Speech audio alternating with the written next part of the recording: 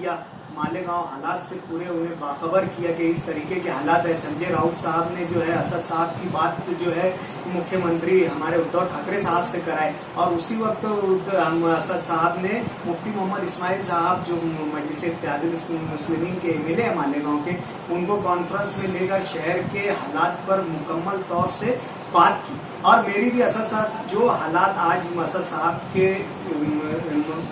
इल्म में है वो तकरीबन हमारे बताए हुए ही है। वो हालात असद साहब को हमने शहर के तमाम तर हालात से कहाँ कहाँ हमारे यानी लायकुना है, कहाँ कहाँ हम फेल हो रहे हैं और कहाँ क्या किया जाएगा तो हम सक्सेस होंगे, ये तमाम तर बातें हमने उनके गोशेगुजार की है। और वो बराबर हमसे कांटेक्ट में है, राब्ते में और रहे। उनसे ये भी बात हुई है कि साहब आप एक मरतबा जो है मालेगांव आकर जाइए, लेकिन लॉकडाउन का मामला है, वायरस तेलंगाना में भी जो है वो काफ़ी फैल चुका है और खुसूसन हैदराबाद में भी इसका जो है कहर जारी है। तो असद साहब जो है उस वक्त आज जो है अपनी कॉन्स्टिट्यूंसी में जो है बैठकर वहाँ के लोगों की खिदमत कर रहे हैं और रमज़ान का महीना भी चल रहा है। यकीनन एक बार असद साहब मालेगांव तशरीफ लाएंगे और जो यहाँ के मुतासरीन हैं उनसे मुलाकात करेंगे और जो फिर उनके तरीके से जो भी बात होगी वो असद साहब करेंगे। सबसे पहले तो जो ज़रूरी लवाज़िमात हैं इसमें देखो, इसमें सिम्टोमेटिक ट्रीटमेंट है, बुखार आ रहा है, बुखार की गोली और जो है दीगर वो चीज़। इसमें सबसे ज़्यादा जब पेशेंट रिस्की होता है, जिसका सेचुरेशन ड्रॉप होता है, ऑक्सीजन कम होता जाता है, जो है बतदरीज ऑक्सीजन का कम होना ये मरीज के लिए इंतहाई खतरनाक होता है। तो मैं ये चाहता हूँ कि कोई ऐसा सेंटर जहाँ पर O2 सेंट्रल लाइन के साथ प्रॉपर कोई ऐसा सेंटर कायम किया जाए जहां पर इमरजेंसी हालात में भी मरीज को ऑक्सीजन मुयस्सर हो, दस्तयाब हो, ताकि कोई अगर रिस्की सिचुएशन भी आती है तो वो उसको हैंडल किया जा सके। और रही बात ये, अगर इस तरीके के मरीज वक्त पर सेंटर्स पर पहुंच जाएंगे, उनको ज़रूरी जो है ये जो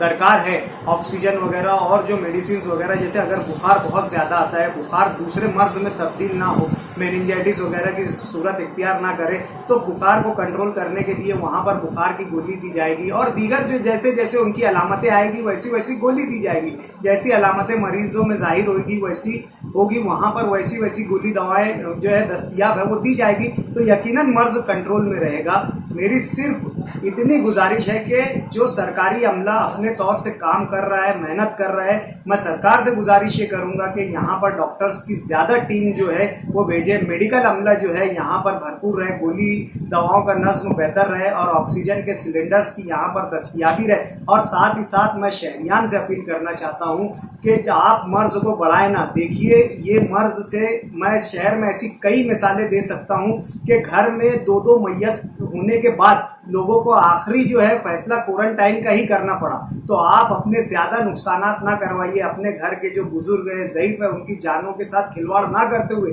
अगर आपको मर्ज की अलामतें जाहिर हो रही है तो फौरन अपना स्वैब टेस्ट कराइए। क्या होगा, ज्यादा से ज्यादा 30 दिन आपको सहूलियात दस्तयाब नहीं होगी, आपको पैखाना लेटरिन बराबर नहीं मिलेगी, आपको खाना बराबर नहीं मिलेगा, आपको रहने यानी जिंदगी की जो आशाइशें है वही नहीं मिलेगी। लेकिन 1 महीने के बाद आप दोबारा जिंदगी जी सकते हैं, आपका खानदान जो है वो महफूज रह सकता है। लेकिन आपने मर्ज को छुपाया, मर्ज को दबाया, आप अपने घर वालों की जान से भी खिलवाड़ करोगे और अपनी भी जान खतरे में डालोगे। तो मैं ये आप लोगों से गुजारिश करता हूँ, किसी को भी अलामत, मैं देख रहा हूँ शहर में बहुत से लोग ऐसे हैं जिनको अलामतें जाहिर हो रही है, वो गैस सिलेंडर ढूंढ रहे हैं, ऑक्सीजन का कॉन्सेंट्रेटर ढूंढ रहे हैं, सब कोशिशें अपने घर पर करने की कोशिश कर रहे हैं, लेकिन वो ये नहीं समझ रहे हैं कि इसकी वजह से मर्ज दूसरे लोगों को, आप अपने घर के लोगों को, मोहल्ले के लोगों को, गली के लोगों को मुसीबत में डालने का काम कर रहे हैं। आपकी वजह से पूरी बस्ती जो है एक मुसीबत में आ सकती है। आप फौरन अपनी तमाम आशाइशों को 1 महीना छोड़कर क्वारंटाइन सेंटर को ही जो है अव्वलियत और प्रायोरिटी दीजिए, यही सबसे बेहतर और मुनासिब तरीका है। आवाम में इस बात के डॉक्टर्स, बिलखुसूस BAMS डॉक्टर से गुजारिश करना चाहता हूँ कि ये वक्त है हमारी खिदमत का, हमें बिल्कुल भी डरना नहीं चाहिए। हमने हमेशा हर तरीके की जब भी मेडिकल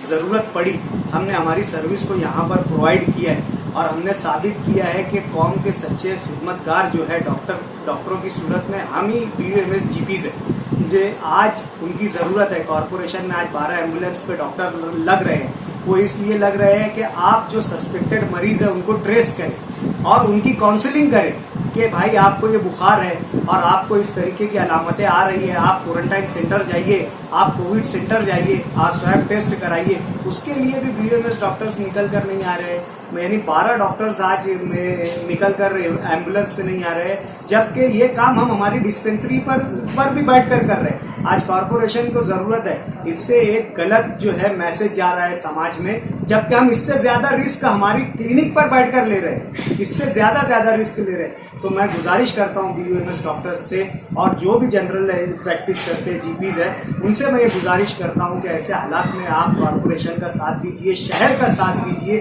शहर के मरीजों का साथ दीजिए। ये आपकी समाजी निजी जिम्मेदारी है।